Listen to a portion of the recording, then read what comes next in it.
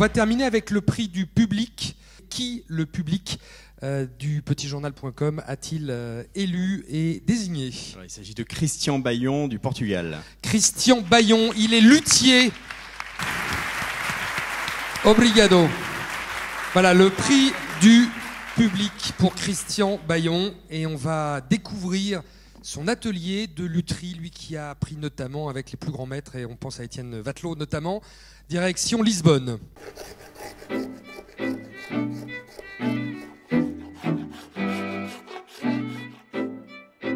L'histoire de Christian Bayon a commencé bien loin des violons. Alors voilà quelques photos souvenirs de mon ancienne vie. J'étais dans la marine, donc c'était ma première orientation qui n'était pas la plus heureuse parce que bon, je voulais voir le monde et en fait j'ai pas vu grand-chose du monde. Un jour, il tombe sur un manuel de lutherie et décide de construire son premier violon. Il est très moche. Il sonne mal en plus.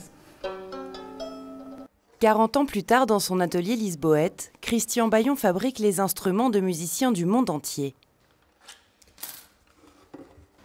Bonjour.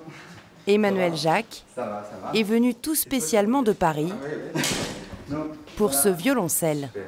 Wow, c'est beau.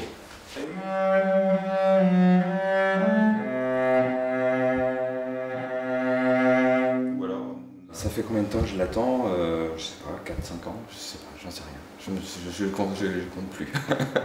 Mais ça valait le coup d'attendre. Christian travaille 2 à 3 mois sur chaque instrument pour un résultat sur mesure.